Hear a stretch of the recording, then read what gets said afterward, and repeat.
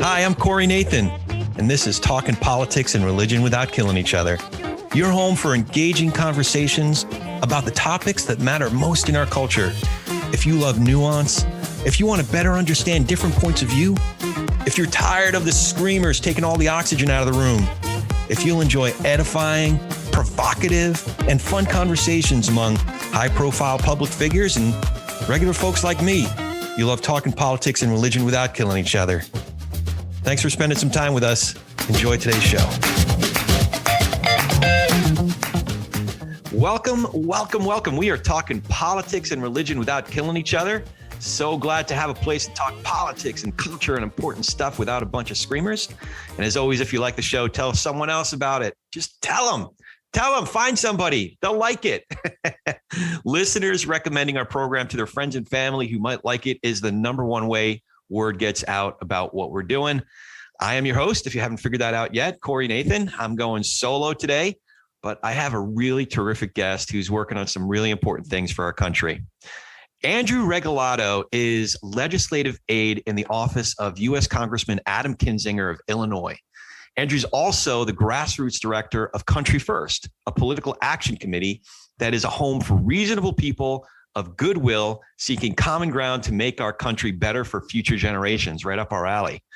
And we love the opportunity to talk with folks who are from different backgrounds, different parts of the country, different age ranges. And Andrew definitely has a unique story and perspective to share with us. So Andrew, thank you so much for taking the time. How are you doing? Yeah, thanks for having me here. I'm doing well. It's been an eventful week, and I'm just happy to be here. This is my first time doing something like this. So yeah, and it seems you're rising up the ranks really quick here. When I started doing some research, you were legislative correspondent, now legislative aide. That's a big deal, man. I appreciate it. It's not definitely unprecedented, but I'm grateful for, what this journey has been so far, having graduated not too long ago from university. Yeah, I'm just here for the ride. Enjoying Awesome.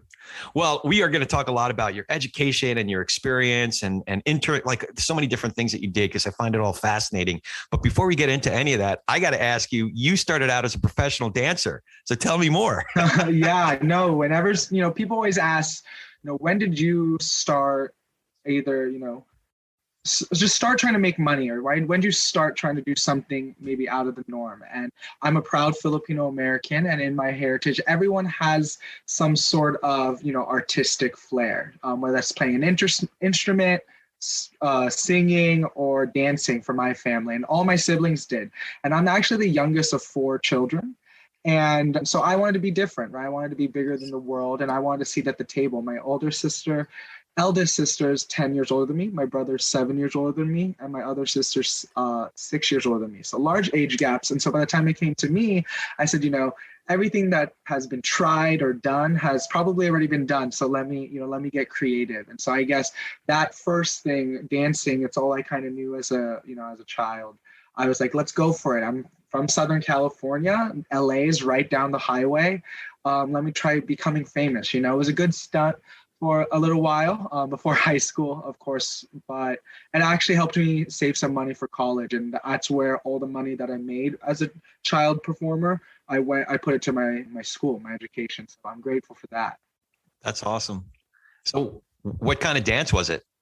Mainly hip hop. I was a hip hop guy. I got trained in everything, but nothing made me more excited than hip hop. I grew up with, Pitbull on the radio or Black Eyed Peas, and at family parties, that's how we all bonded, right? Having a larger than life family of over 100 first uncles, aunts, cousins. It's fun. And dancing was something that always brought people together. Same way if you can eat a meal with someone, if you can share on the dance floor a moment, then you guys can be friends. That's awesome. That's awesome. So, okay. So you had already alluded to this. You grew up in Southern California, granted the Inland Empire, which isn't quite the same as, say, Santa Monica or West Hollywood, but SoCal nonetheless. And you ended up going into Republican politics. Were there a lot of folks from your family or from where you grew up that gravitated towards the Republican Party, or is that more of an anomaly? Definitely an anomaly. I'll start with saying my family's not a political family. Even at a holiday, at the dinner table, not something that, was introduced to me ever. at a young age, both my immediate extended family and my, my close immediate family. And so, firstly, I'd say just politics as a whole and wanting to study political science was already out of the norm. But being from Southern California, especially a Filipino family from Southern California, no, I hate to harp on it again, but the average person, that I went to high school with was taught go into science, right? That's something dependable. My grandma was a pharmacist. That's what helped my family get, immigrate from the Philippines to America. And so, medicine or science was always, the suggested road. And so for me, I was just very passionate at a young age about leadership, right? Being part of something greater than self, making an impact in whatever space that you end up in and trying to leave that better than you found it, right? Very Athenian-esque. But, and I don't know necessarily exactly what, drew me to that, but I would say that, I credit a lot to my family, whether that was seeing maybe, I always say I loved being the youngest because I had this opportunity to kind of see how my siblings went about life or see how my older cousins went about life and maybe what went right and what, didn't go maybe as planned.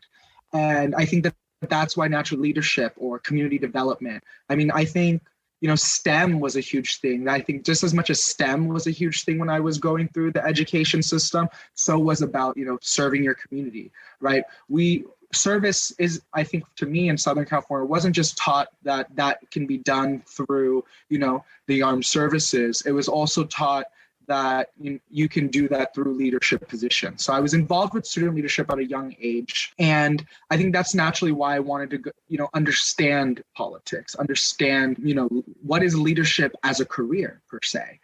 Because I feel like, yes, we all know leadership is a value that you need in any industry, in any career, in any situation. Everyone, I think, has some level of leadership, and there's all different kinds of leaders. I recognize that.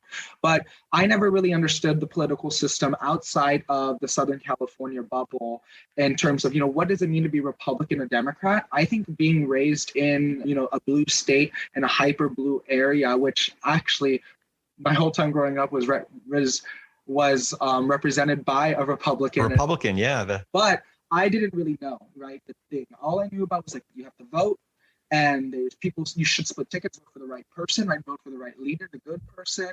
I didn't understand it. I really didn't. And so as I was approaching, senior year of high school, when I was starting to think about political science and what my major, and that just felt like a natural, inclination. I really didn't leave Southern California as a Democrat or as a Republican.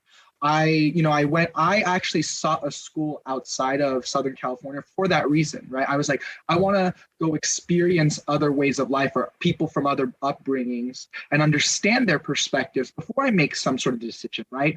I definitely think as we are approaching the 2016 election, I graduated in 2016 of high school, we already start seeing, Republican bad, Democrat good. That's how at least I was taught in Southern California. So, once I got to Syracuse, once I got out, I realized that there's so much more of what it means to be, affiliate with either party and what that looks like. And for me, I think throughout my journey and throughout my experience, I found, a lot of, hope or belief in a lot of the Republican policies. But obviously, nowadays, I'm talking about 2016, or my young journey, how it kind of led me to Republican politics, and we'll dive deeper for sure. But, I know that means something different now. So I'm happy to, continue dissecting this with you. Yeah. Now, you mentioned your family and big family, lots of aunts and uncles, and growing up around them, over 100 people at family gatherings. I was curious, were you around a lot of other kids with a similar background to you, like where you went to school, or did you feel pretty set apart? That's it. I definitely knew other people with large families. I definitely knew other Filipino Americans. I knew, I diversity for me growing up and in respect to cultural and visual diversity and identity, that was never, I think, a taboo for me. And I know we talk a lot about diversity and inclusion now. For me, it was diversity of perspective, way of thought. I didn't know anybody that thought differently than me, other than, how should we spend my $12 or what should I do on the weekends? That I think was where you see the very big differences.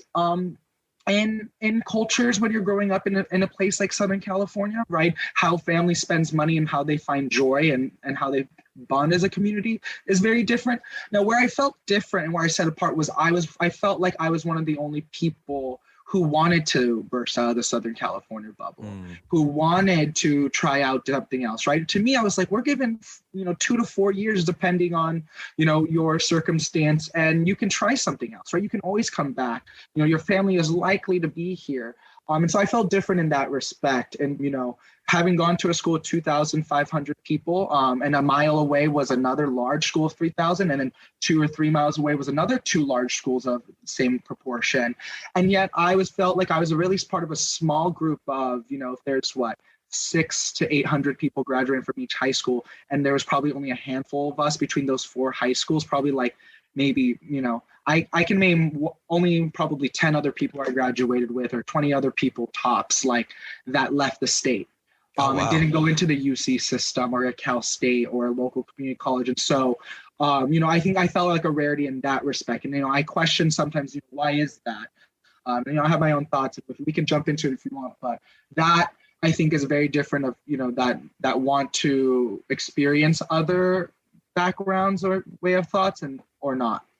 Yeah. The other thing that you started to mention a little bit is your parents. Did you say I know I read about this, but I don't know if you said it already, but first generation American. I was just curious how that shaped your worldview or your values or your goals. Yeah, that's awesome. I'm happy, to dive deeper with this. So my dad came here when he was 17 from the Philippines. My mom came here when she was 6 from the Philippines. Both different routes, did not know, both from different parts of the Philippines, and both, for different reasons. But that is their story, and I'm proud. I love the immigrant story. I'm grateful for it, obviously, and it's one that I want to protect and continue to advance. But as a first generation American, my parents, they grew up here as well, and they experienced a lot. And I know it was a way different country that they experienced through their young years than I did. But they were very clear and say, remember, you aren't fully Filipino, you're American, right? In terms of when we had various dialogues surrounding, how to act at home, whether that's respect your elders or no speaking back, things like that. But also remember, you're not fully American, right? So not going out on the weekends and staying out too late, right? You should be conscientious of that, maybe some of your, American friends that grew up here and identify white or whatever, well, they may be allowed to stay out later or do certain things or go to concerts. That's not necessarily a given, right? That's not something that's something that needs to be earned, right?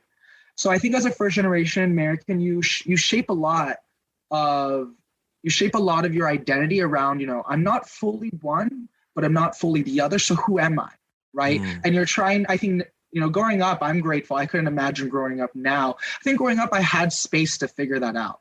And it's why I asked myself to go to college to help figure that out. And nowadays, I still think that, our young people, I know I'm still pretty young, is given that space. But it's saturated. It's saturated with technology, saturated with pop culture, saturated with leaders, right? I couldn't imagine. I was already so confused by the 2016 election as a senior in high school, incoming freshman of college. I couldn't imagine, fast forward 4 years if I was a high schooler or an incoming freshman in the 2020 election. So, but yeah, as a first generation American, I think that questioning of, so what am I and which one is my tribe, or who does define what I can and can't do, or what is acceptable for me and my community and who I'm representing, or am I representing my home right now? Am I representing my parents? Am I representing my siblings? I think that does shape a lot of my decision making, and that does shape how I view, the world and my relationship to others and things like that. And I know that was a lot, so if you want to, dive deeper, let me know. But no, it makes a lot of sense because it sounds like you have deep roots in your family and take great pride in your family, have great love for your family. But you also are discovering who you uniquely are within that tribe, if you will, or within and among those attachments. And it's really cool to hear how you have been thinking that through and finding your own path. So it's really encouraging. I think that, I can't think of the movie right now, but there's a movie, and I remember it was something along the lines of the parent telling the child, you're going to experience a part of this world that I have never experienced and I'll never understand. You'll go through things that I will not be able to understand because I didn't, I'm not that I'm not like you, but that the world is different and you're approaching it differently than I did, unfortunately. So the pressure is different. And I think that that's one thing you learn really fast as a, first generation American, as a son of immigrants. And I think I'm grateful that my parents really impressed that upon myself and my siblings at a young age, right? That, we're here to back you up. But we want to back you up if you have a vision, if you have a goal, if you know where you're going, right? And that we can't decide where you're going for you or why you're going there, which is even as a child, as a young person, the why is usually way more important than the what. The parents want, what is the what? Get the degree, doesn't matter where from, get the job, make sure you can put food on the table, get married or have a child, it doesn't even matter, but it doesn't matter of the why, right? As much. That's usually a personal thing. And also, I think, depending on which culture you come from, I know sometimes in the Filipino culture, right, the why isn't something always that you can immediately talk about, right, until you're at a certain stage. So I'm grateful now, through the evolution of, my parents' immigrant journey, right, raising children differently than they were raised, and also, in a country that they did, they are just still learning how to identify with. Themselves, right? But putting us, I think that barrier, right, of them saying, we are Filipino, we believe we're American, we know that we are, citizens here, but you are American, you're born here. You have to have those experiences or have to have those beliefs, and you need to find those for what that means to you.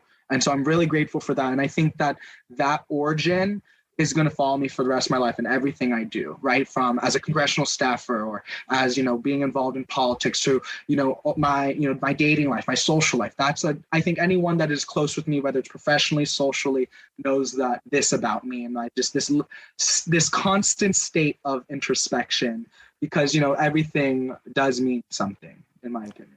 I was going to ask this question a little bit later, but you're very driven, and we'll talk a little bit about your college experience and internships and stuff. And you were very enterprising, industrious in what awesome experiences you had there, and some great accomplishments and leadership experiences. Will we be addressing Congressman Regalado at a certain point, or President Regalado at a certain point? Not at all. I mean, that's such a politician's way to answer that. No, I'll be giving it some thought. I can't tell you what the future holds, obviously.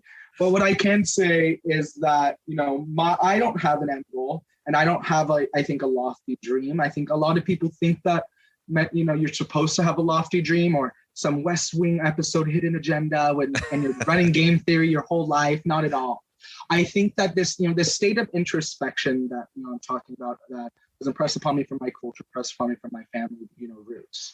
I think that that's what guides me in every aspect of my life, in terms of I have a lot of unanswered questions. So this balance of the what and why, Andrew, what do you want to be, right? You want to be a leader. You want to now study political science to learn about what leadership as a career, as a lifestyle is, right? That guided me to say, well, I want to learn about other backgrounds, because I recognize that there's so many different kinds of leaders. Brought me to New York. Same way as okay, well, I'm this political science major. I still don't really know what political science means after taking 101. Maybe you should get an internship, because that will introduce you to what a career in politics is outside of what you see on TV.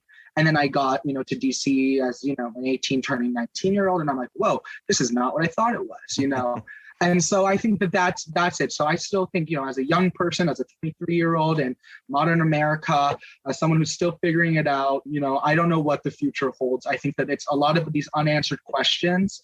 And I guess also because I think now that I have this perspective, or I've learned some things, that sense of duty to just continue being inquisitive, continue gaining a deeper perspective.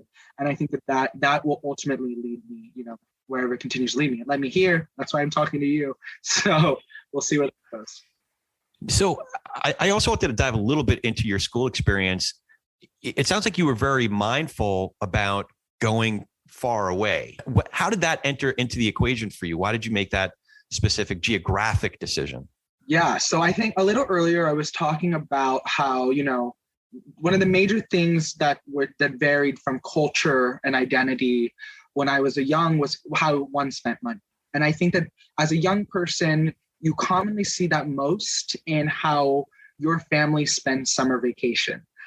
Every year at the beginning of the school year, you're asked to write an essay. What did you do this summer? And most of the time, myself and many of like my Filipino American friends, it was usually like we just sat on the couch and hung out. But you hear about all these fun family vacations that people went to, and you hear about these countries. And we were just starting to get the internet, so you can now start Googling and looking at pictures of those. And of course, watching TV. As I sat all summer watching TV, you see other cities. And so I think for me, I was constantly asking myself as a young person, how can I see more of this world that everyone talks about? And I also really looked up to my mom. My mom is a healthcare consultant, self-employed, and actually doesn't have a college degree. So I'm even more proud of her and even look up to her that much more, who has, built her whole career around traveling. And I used to watch her all my life, she would, fly in Friday night and leave Sunday mornings. And so I feel so close to my mom, but seeing how she was going to different states and she would tell me about them and all the different cuisines, right?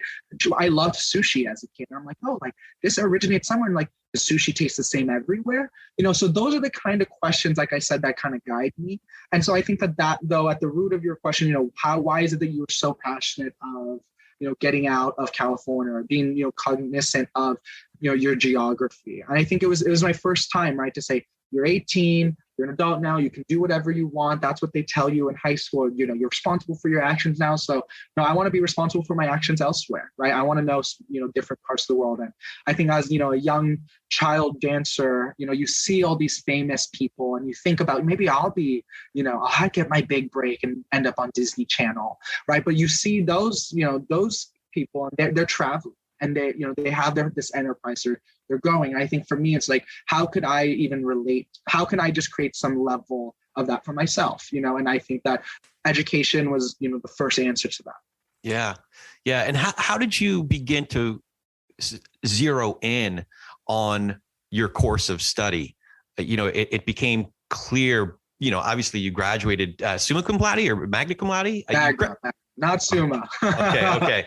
It's all something cum laude, which is really, really good. That's all I know. But at what point did you start to zero in on where you really wanted to focus? I think I'm still zeroing in on that. I still feel like a generalist. I know some people may not argue that, but I think that, in a world of career and politics and policy, it's evolving, right? I would have never been able to project that this is what, the landscape would have been. And that's what would have been my, my introductory role to all of this and the start of my career. And so, I think that I'm drawing in on, similar to, what we'll get into at Country First, but I'm drawn into, I gotta guess at this point, how people view the system, or view this, not just, the American domestic ecosystem, but, the global ecosystem, right?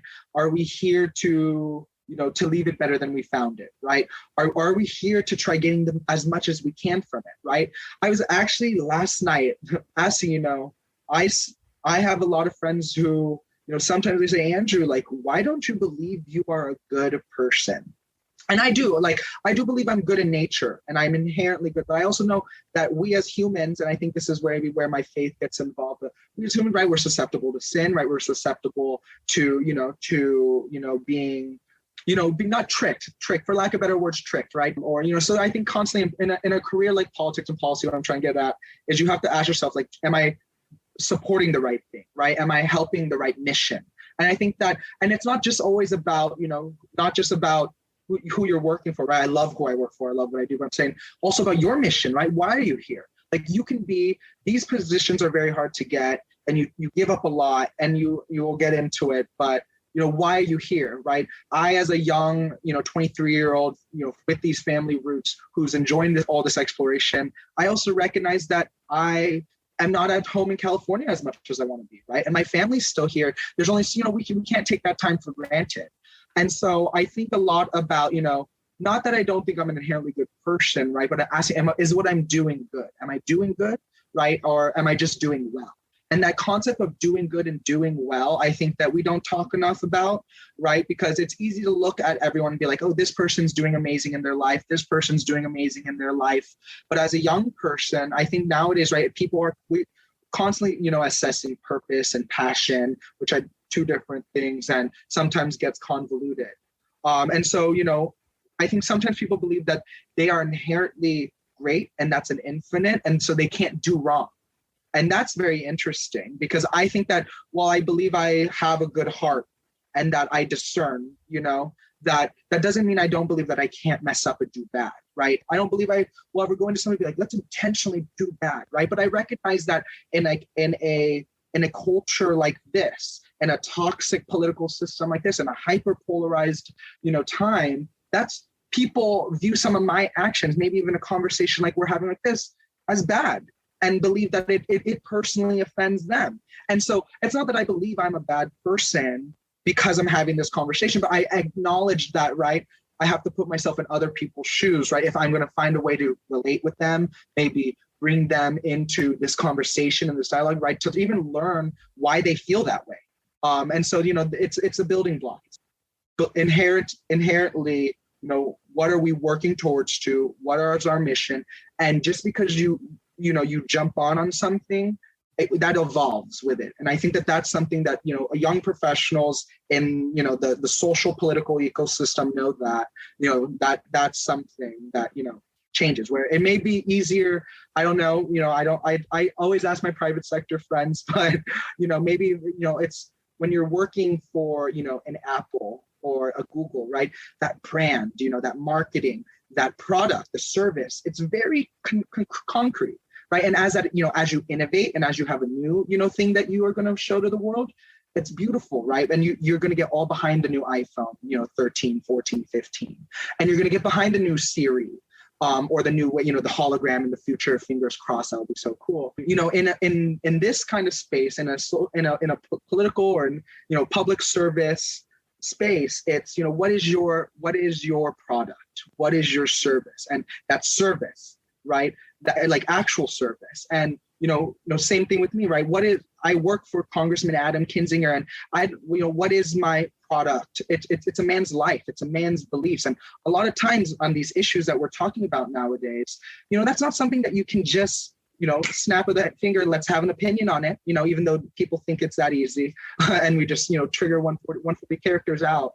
But it's, it's people's lives, it's people's opinions. And that I a lot of time, especially as a younger person, especially someone that's not, on the super senior level yet, I even have to ask myself, what are my thoughts on this, right? I too am a growing young person that is still venturing that, I want to think I know something, but I know, I'm the first person walking in the room to say I don't know something. So I'll stop there. But, I touched on a lot of different things, but it's a very interesting, right, way of thought. So I want to follow up on that a bit. One of the remarkable things looking at your experiences so far is that you've been able to work in the U.S. Senate, at the State Department, at the state and local level. You have all of these varied and I would say fairly high level or exposure to high level experiences. Did all of that experience help give you a clearer sense of a specific political lane that you wanted to be in or specific leaders that you wanted to work with? Yeah, that's awesome. Another where I'll start, it's like, I'm always still answering this question, but, I think that one thing that you learn early on as a young professional, and I think it's a little different now, and we'll unpack that. But when I was going through, the internships and going up in the system, I always say the system, but growing up in the circuit of DC and politics and New York or whatever, but, growing up in the circuit, I think that you're taught, have an ideological spectrum, right? Of, where you want to work, whether that's first, Republican or Democrat, that saves a lot of time for you. And then know your ideological spectrum, right? And I think that's where kind of, the different caucuses may help you nowadays. But end of the day, you don't be too picky, right? Don't, you can't shop around and only say you're going to work for these 1 to 5 people or this one committee, right? Like, right, every single young person nowadays loves foreign affairs, and you'll interview everyone and they'll all say, oh, I love foreign affairs. And it's just like, why? And it's just because like, I love the world and I want to, visit it all. Same way, when you think of your origin story, the best way to put it into perspective, right? Someone who you can say, I really like to work on veterans policy. But then that person that says, oh, I grew up in a veteran family, which is why I want to continue advancing things on behalf of, veteran families or for veterans, that is a stronger answer in an interview, right? So I say apply that back to, this concept of who do you work for? Where on the spectrum do you work with? Take that out in this moment, just as an industry, right? It's not like a Fortune 500 coming, here's our incoming freshman class of, 50 to 100 analysts, consultants, et cetera, et cetera, et cetera. In politics, it's, it's either internship, intern to assistant, staff assistant. And if you want to work for someone, you're putting a lot of eggs and hoping that the day that you graduate college and the day that you're looking for a job and knocking on the door, that they're going to have a job open for you. And the likelihood of that is so, so, so low. And there's all these other variables, right? State ties, past experiences, any sort of connections or whatever. I always say it's kind of like a big crapshoot. And I think anyone who's honest about how you approach, politics is, and you have to be frank about that. And so, I didn't graduate college and was just like, oh, here's like the 5 people or the 10 people that I wanted to work for. But with that, I had been following, my current boss, Congressman Kinzinger. I've been following him actually since I was 18 years old, have looked up to him, and I was, networking, and I've heard, oh, here is this role that is open, and I applied for it, and I got very lucky that I got selected for it. I'm very grateful for that. But, going even into that application process, I knew it's like I had to prepare for the idea that this might not be for me, right? And so maybe I would have started my career working for someone a little more conservative who had other different views. So firstly, I'll start with saying, the stars aligned and I'm working in the ideological space that I want to work in, and that's awesome. But I know a lot of people, a lot of my, peers who can't say the same thing, and they may not say it in a forum like this, but, who feel that way.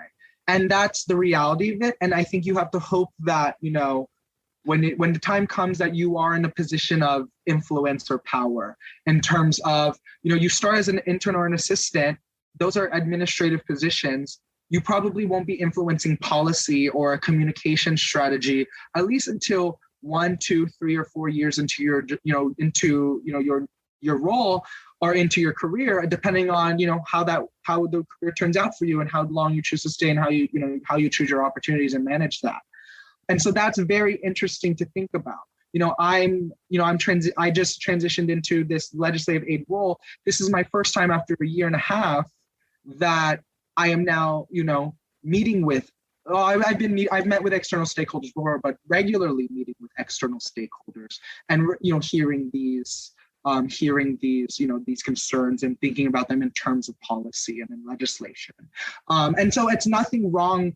I'm not knocking, the way the system's built. I do believe, you learn so much, and that's why, you start as an assistant. Like I learned things that I would have ever known, right? And it kind of helps you understand the ecosystem and how to approach it and navigate it differently, right? But I think what a lot of people don't realize is that the legislative process and the political process are completely 2 different things, right? And so what I mean by that is the legislative process here on Capitol, here on Congress is a different thing than the political process, right? What's running back home, knocking doors, and what you do, right?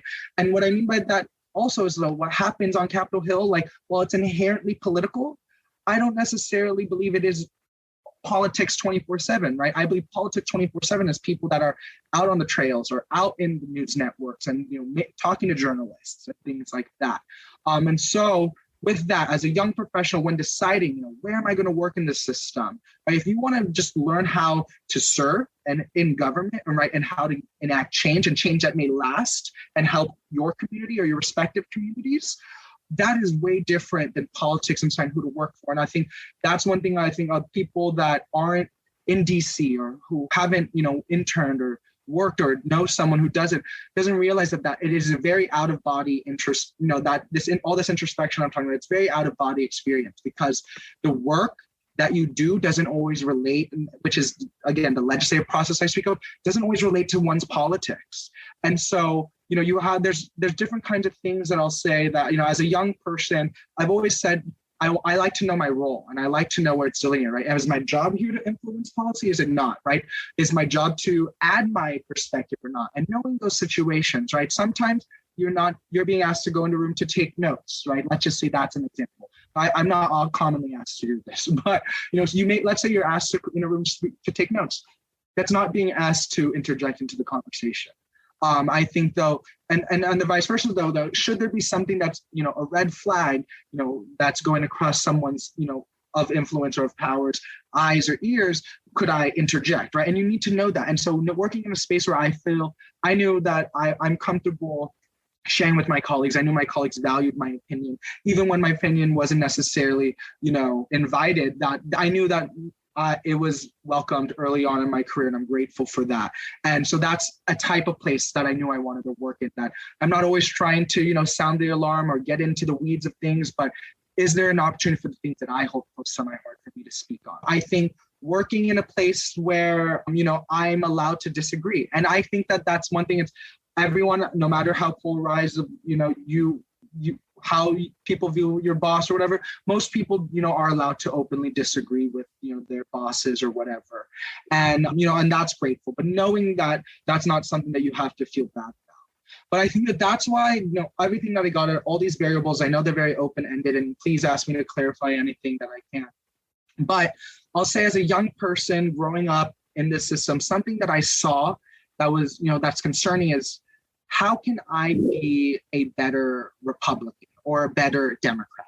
And what I mean by that is, as a young person, because you know how many people want your role, because you know how competitive it is, and because you know how hard it is to get promoted, it's as if that you are willing to take stances that aren't really your stances, so that you can be that person everyone looks to for, X policy, or how to be the most Republican or Democratic. That's I think why young people get polarized, or why people end up taking on their issues. It's that, like I said early on, by the time that you're influencing policy, you've already been around for a few years. And by the time you're doing what you really want to do and what you came here to do, it's been a couple of years. And so during that couple of years, you've transitioned into, something that you did, you transitioned to whatever had to help you get there, I guess. And I respect everyone, it's those careers, right? But it's interesting seeing people, seeing that, right? Seeing people become more, I don't like using polarized, because I don't think people mean to, but more polarized in a way, because, they think that that's what's going to get them more attention or more respect or, better paid or et cetera. That's interesting. It's interesting seeing that. What was it about Congressman Kinzinger as, a leader, a politician, or just as a person that you specifically wanted to go work with him? Yeah, I mean, firstly, young leadership. I think, there are a lot of old people in DC that you see on DC. There's a lot of old people that you see on TV on DC, but everyone that's not on TV is like my age. This is a city of 20-year-olds. And I think that that's one thing, for the listeners, like, your government's ran by a lot of young people. And, that's really, I think that's, for me, was uplifting when I came here, and empowering, knowing that, wow, I can make such a difference at such a young age. But with respect to that, I was like, who are the young people, maybe 5, 10, 15 years ahead of me, that are making a difference? And that's why, at 18 years old, I started following Congressman Kinzinger, right? He started when he was 30 years old. He's a maverick in his own right. And he's willing to speak up for what he believes in.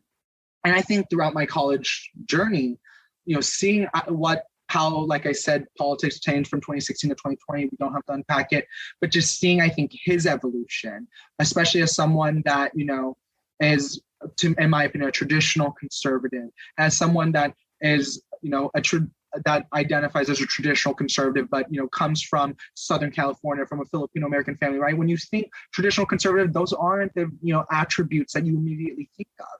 But to me, a traditional conservative has all that, but also is willing to speak their mind, right? And speak when they, but take traditional conservatism out of it, leadership, right? Back to leadership, back to, being a better American, leaving the better place than you found it. I've always viewed the congressman as someone that believes that, recognizes that these moments in history and in time are more than just us. Like, these are track records. These are benchmarks to teach those future generations what to do when you come to a point like this, right? This is a point for us to say, hey, like, let's not storm the Capitol ever again. That's wrong, right? Like, and we all knew that, right? All the golden rules say so, and so I think I saw that in him, and I just through it all, right? He's taken specific votes, and he has a clear record where at times where he's agreed and where he didn't agree, and someone who's willing to explain their vote, I will always respect that. That whether I agree with it or not, if you can approach the people and you could talk about it and say constructively, and that's that, then great.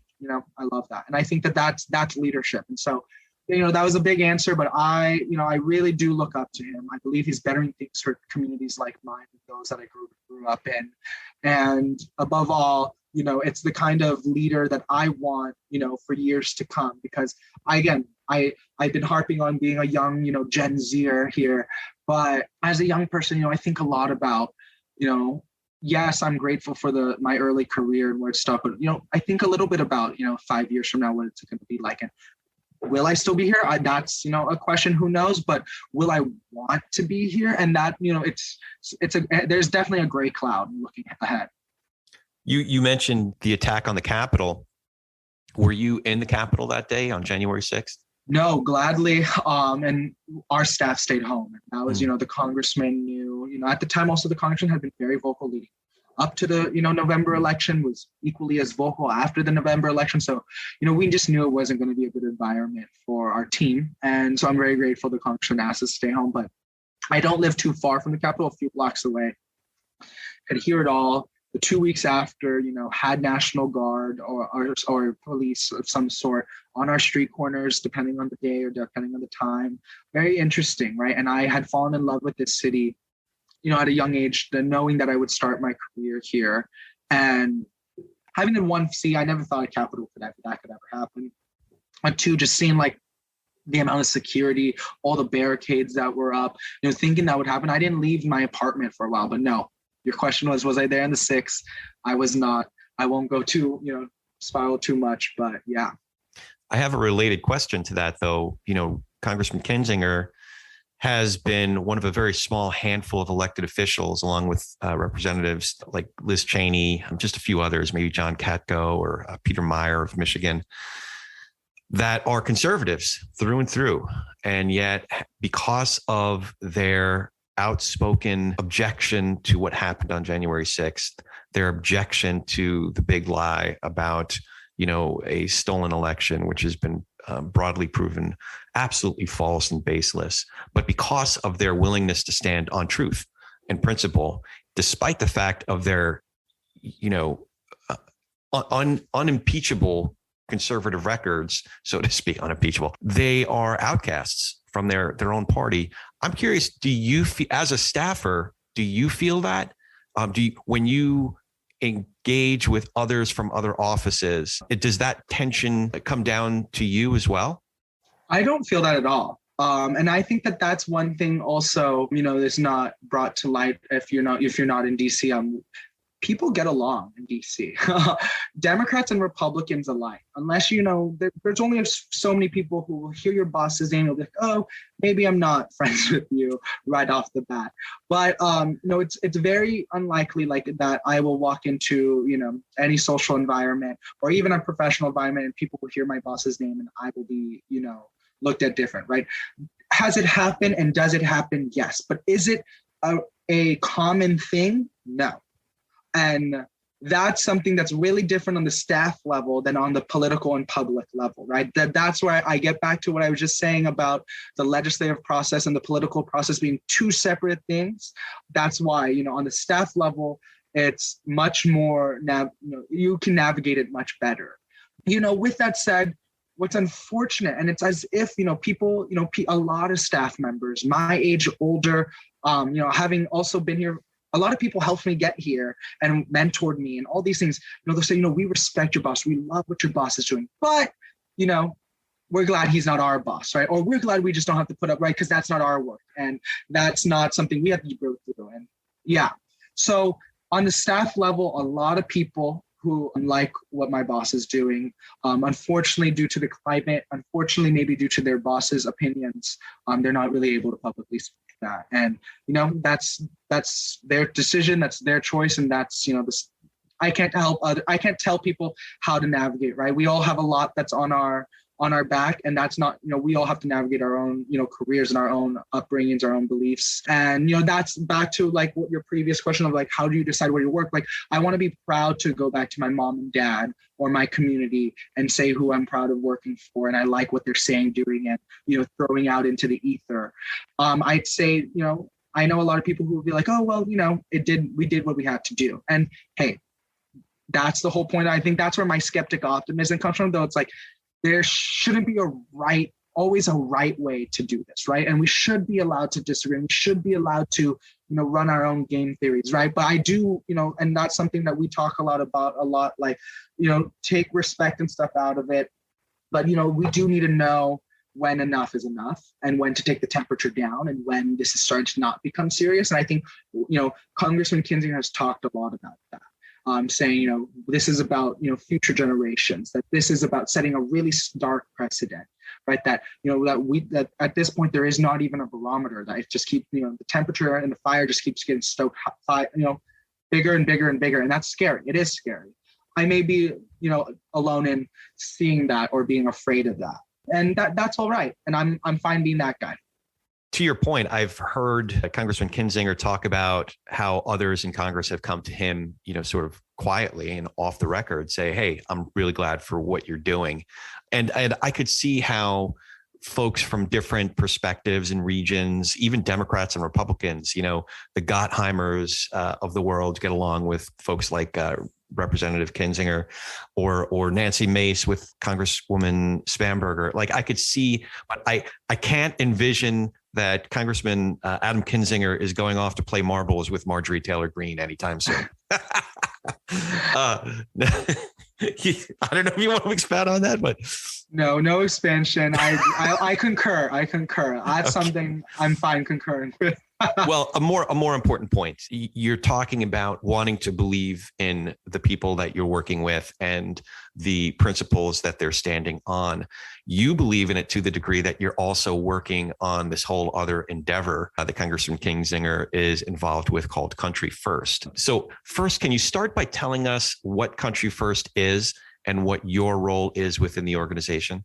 Yes. So Country First, it's, the Congressman's political initiative right now. It's a public action committee, and our focus is, like my, jacket says, putting country over party, recognizing that, it's not about being a better Republican, being a better Democrat. It's about, or being a better independent. It's about being, a better American. So it's a home for people, reasonable, goodwill. It's exciting, and our mission is to defeat toxic tribalism, and I love that, right? It's not about what tribe I'm from; it's about me being American, yeah. And I think that more people should believe in that. And so my role in this is Grassroots director. We entered 2021. And then, 3 days into my new role as legislative correspondent, and, we were all looking around like, what's going to happen? And 3 days into it, after January 3rd, the 117th Congress started, then January 6th happened. And then you're just like, whoa. And then, a few weeks went by, and we were like, I think a lot of us were like, we have to do something. And Congressman Kinzinger was like, I'm going to do this thing, Country First, right?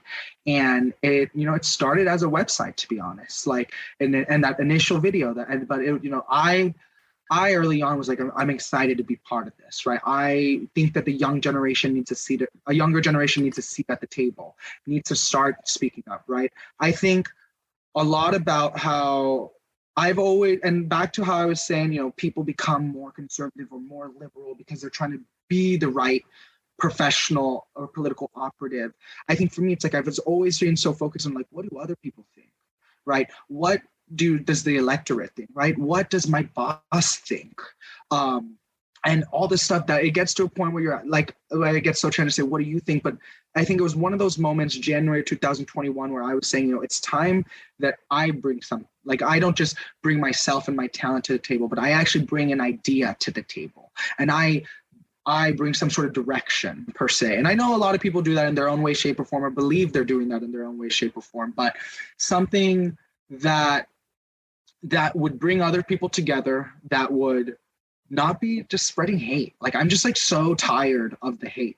And so, that's, I think, what Country First is about. We are just trying toxic tribalism, right? Not just tribalism, like toxic tribalism, like everything, like from the MTGs to Rep Ilham Omar. Like, it's equally as troubling at this point because we're running on fear-based politics and we're running on people's insecurities and frustrations with the system. And it's like, we are all equally frustrated that that the work isn't getting done. But that doesn't mean that we continue to find fire with fire, like I was getting at. So I know that, that wasn't the most concise, this is what Country First is, A, B, and C, but it's a home. It's that we've journeyed with the last year. It's grown dramatically and it's just continued to grow. And I'm the grassroots director. So I help oversee all of our grassroots efforts, whether that's, it's changed dramatically over the last year, but we are launching state chapters throughout the country. We are working with, partner organizations like Bridge USA on college campuses. We are now, starting various advisory councils on different, parts of our country. The Congressman does his podcast, things like that.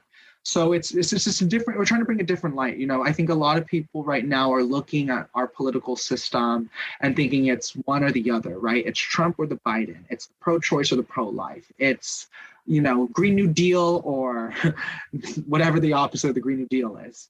And I think people forget that there's just so many other ways of thought. And there's so many other opinions out there. And that there's 535 leaders in Congress technically. And they don't all think the same thing just because they have an R or a D after their name. And so we're trying to remind people that and, bring different light, different content. I do want to talk a little bit more specifically about the mission. And by the way, I do commend the website to anyone who's interested in crazy ideas like finding common ground, but the website is countryfirst.com, and first is one ST, like the number first. So countryfirst.com. Check it out. So the mission is very appealing to me, and my educated guess from talking to a lot of people about this stuff all day, every day, is that it would be quite encouraging and welcome for many, many others. So I just wanted to break it down for a second. There's one section of the mission called Proven Solutions, and that seemed like more policy positions. So can you share the top line of those priorities? Yeah, so Country First, so our overarching mission is to defeat toxic tribalism. And we have these three pillars, because when you say defeating toxic tribalism, right, there's so many different thoughts surrounding that. And so when we talk about the pillar of proven solutions, first I'll start with saying Country First isn't here to prescribe policy. I think nowadays people are like, I want to subscribe to this movement, but if I subscribe to this movement, do I have to believe in X, Y, Z? And to be in Country First, you don't need to believe in a specific policy position. We're not here to prescribe, and we're not here to tell you how to think about it. However, we have these proven solutions, specifically opportunity, specifically climate change, mental health, and the culture of service. These four areas are what we mean by proven solutions, that we believe this is where people can find common ground. No matter what you believe in, what your upbringing is, these are four common areas within, the current American public discourse that we can dive deeper into, and we can find solutions. So in a way, we want to be that home where you can have that dialogue, that you can return, to civility, and for it not to, get out of hand, and that you can find, what real opportunity means. But in my opinion, and I guess this is maybe not speaking exactly on behalf of the movement, but like opportunity, right? That means something different for everyone. And Country First, you may get to the point in one of our, discussions in one of our events where you realize like, wow, like this means something so different to, a Democrat or a Republican, or, a West Coaster versus an East Coaster, where that you just have respect and you leave it at that and you simmer on that. And that's important. I think that's part where how I grew up. That's how I always understood, policy discussions. So, the proven solutions, these 4 areas, I think that nowadays anyone can say, right, we all want a better opportunity for our families, whether you're rich, poor, no matter what, culture you identify with, you want better opportunity for yourself and for your family. That's interesting. I was going to ask what concrete steps can be made on these issues, but it sounds like having the conversations on these issues like opportunity, climate and conservation, mental health, and a culture of service, that having the conversation is the point. Yes. And then solutions can arise from those having those conversations among a diverse group of people. Exactly. I was actually curious that I haven't heard mental health as part of, you don't hear a lot of politicians talking about that. So it was interesting to see that as one of the on the list of priorities to discuss. Yeah, no, they should discuss it more in my opinion, but I definitely think, when you're thinking of like as grassroots, or when we're in, when we're really down and having the conversation, I think a lot of people are ready to talk about mental health and they just don't know how. And I think that's part of the reason why we're saying, let's talk about it. Yeah. And let's set that framework together. So then repairing and restoring democracy is its own section of the mission. Can you diagnose what you see as the underlying problems with our democracy? And then what are some of the ways Country First would restore it, as to use the terminology there? Yeah. So, restoring democracy, obviously, with this pillar, this is where I say, things like January 6th, right? And how that got us there, that people truly thought that like half of the country almost thought that their vote was potentially illegitimate, or that some subgroup thought that their vote was illegitimate, that it was justified and right for them to storm the building. That is wild. And so I guess, firstly, restoring democracy is that a lot of this is restoring faith in the system, right? Having trust in our institutions. Country First 100% isn't trying to dismantle the system. You hear that nowadays, and people love that. They're like, yeah, but no, we're like, no, let's better the system. Woo, let's restore it. And so that's where, what we're getting at here. And so when we're talking about, first of all, gerrymandering, gerrymandering is horrible, and that's one of the pillars that we have under there. And it's a political process, and there's not much you can do about it currently, unless and that's something that has to be started from the ground up. When we think of our current primary system, primaries, the reason why toxic partisans continue to win is because the ones that make the loudest noise and how to be a better Republican, how to be a Democrat, even how we're seeing in the staff level, in the public, right? It's what gets those, only 20% of the people, right, of the actual Republicans, out of the 100% of Republicans that will vote in the general election, only 20% of them will show up for the primary. And that's an issue. And the 20% of the ones that care the most and are the ones that maybe are pushing people to be that toxic personality, and is what's continuing to sell that. So I think we're talking about, let's talk about primary reform. How can we prevent that? How can we get more people, to vote and to participate? I talk to a lot of Republicans that are like, I'm changing my party affiliation, and I'm going to become an independent, or I'm just going to, I'm going to do this. And, I say, respect, that's not an individual's choice and an individual journey. So, it's not that, but I'm also saying, a lot of times, we need you. Right? And that's not me trying to speak on behalf of the Republican Party. That's not me trying to speak on behalf of, the leaders that I don't condone. It's me saying, we need you because you need to vote in the primary. A lot of the primary systems are closed off if you aren't affiliated with the party. So now you're giving it to the 20 or 10% of the people that are causing us these problems. And we're never going to fix that if we don't talk about it, and if we don't find a way, right, to organize. And so that's kind of, I believe, what we're getting at, right? Making sure, obviously, and then of course, general voting rights, that's another pillar, talking about accessibility and talking about, education surrounding voting. Yeah. So voting rights and election integrity, primary election reform, and gerrymandering, it can be discouraging because we've seen different bills on voting rights for the People Act, or the John Lewis Voting Rights Advancement Act, run into serious problems in Congress. But it sounds like to use your phrase, it's more of a bottom-up solution. And again, to have these conversations among different people of different perspectives, but people of goodwill and who come together in good faith is really the point. And then the third part of the mission that I'd love for you to address, as I was reading through it, it sounded, it's called Mending Divisions, and it's more about where we are as a culture. So can you discuss the different aspects of mending divisions of that section? Yeah. I think mending divisions is what I've been getting at this entire time, right? Like you said, culturally, Country First isn't a political movement. It's a civic and social movement. This is a cultural step that we all need to take, that we believe, right, that it's time to come back together. In terms of, think about back my friends' parents and so many different people's parents, even my parents, right? It didn't matter if you didn't believe in, if you were a Democrat or Republican, right? Many people are like, oh, I grew up in a split household. You hear older generations saying that all the time. Nowadays, even as a young person, right? If you don't date outside of your party and you don't go to, your kids don't hang out with someone out of, oh, I don't agree with their parents and all the stuff they have around their household or what they're saying to you. You can't, right? So it's this cancel culture to both sides of saying like, they're the bad people and we're the good people.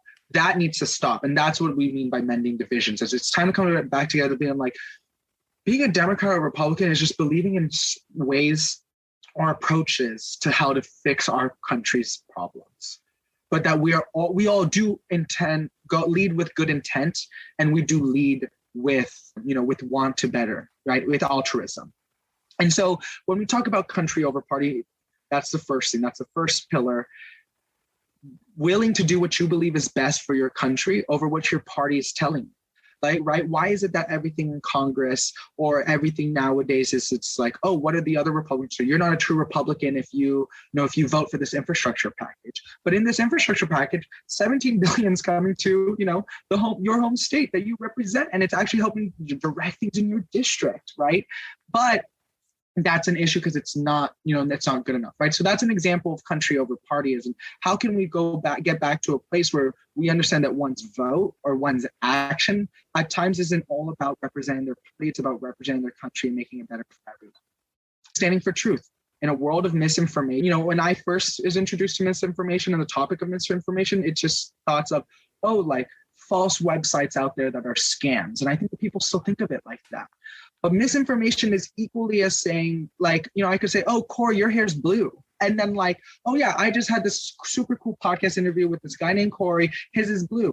And my best friend probably would believe me. Like, that's misinformation. And that is happening every single day on the news, no matter all the stations, all the Twitter feeds, all the sides. And we just need to get back to, it's like, hey, like if someone tells you, hey, Corey's hair is blue, like search him up on LinkedIn, search him up, find his birth certificate, figure out who he is, look for his Facebook profile. That was what we mean by standing for truth. It's time to, trust but verify at this point.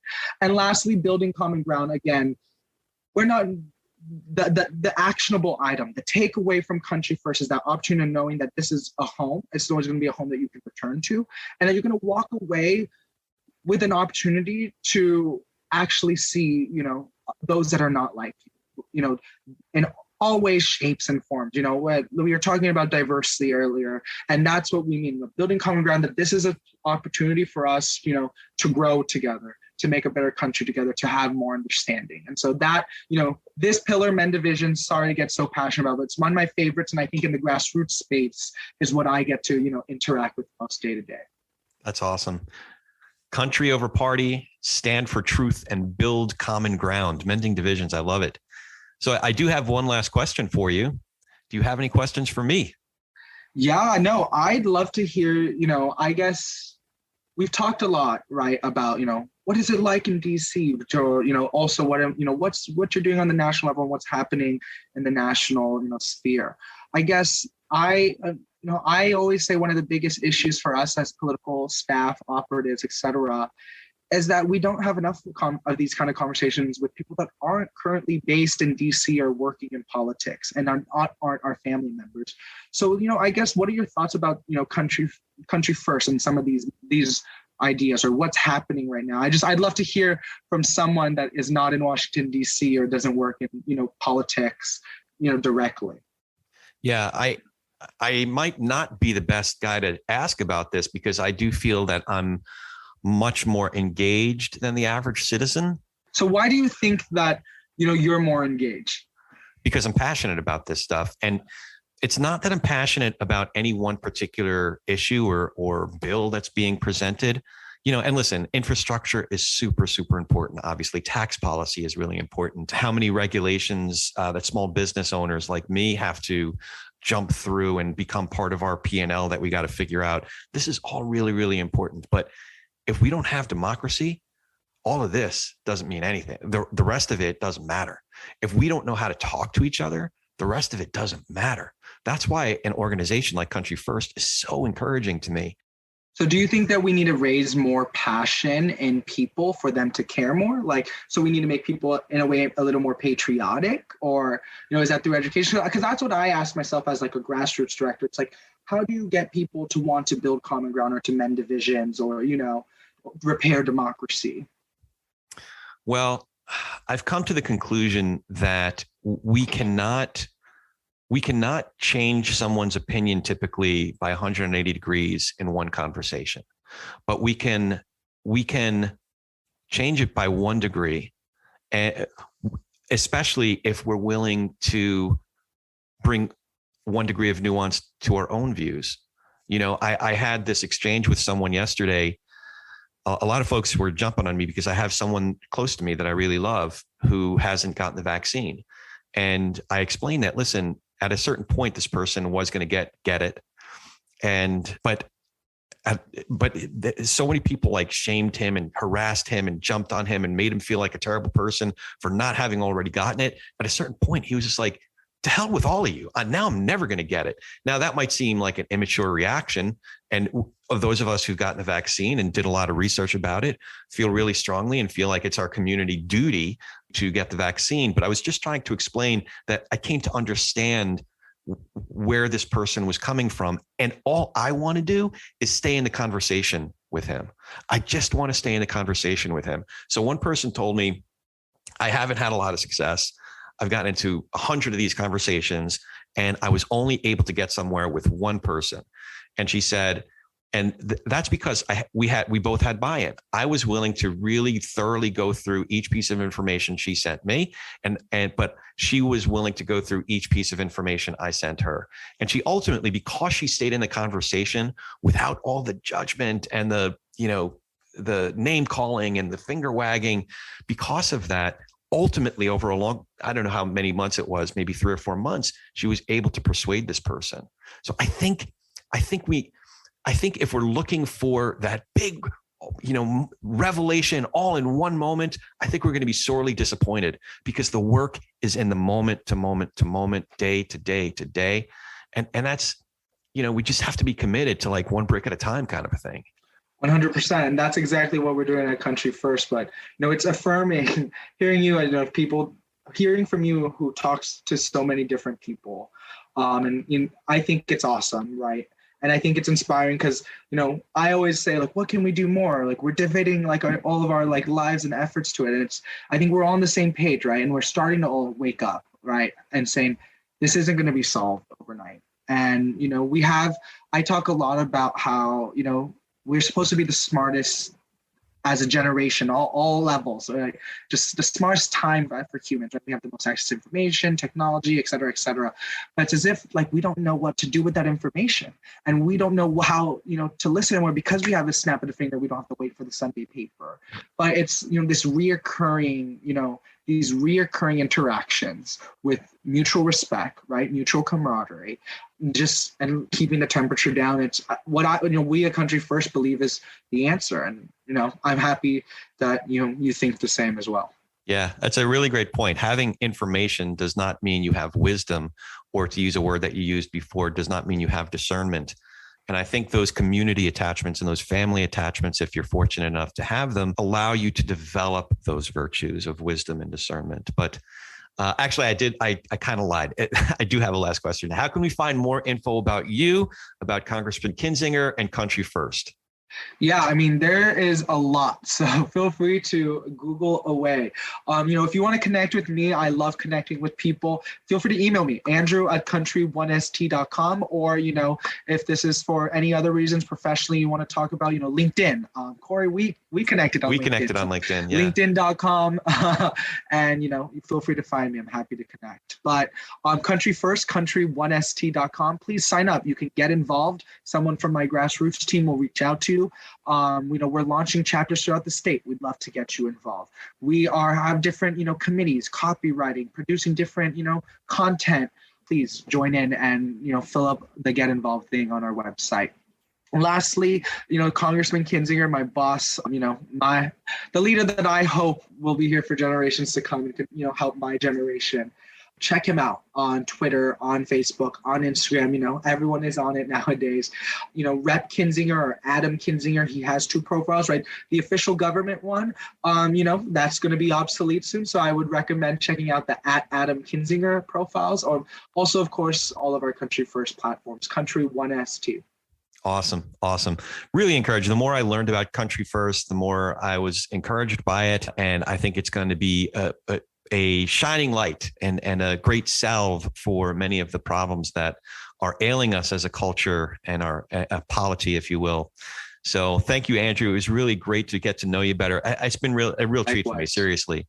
For folks out there, if you like the show, hit that subscribe button, leave us a review and comments wherever you get your podcasts. And most importantly, tell a friend about us. Now go talk some politics and religion with gentleness and respect, and have a great week.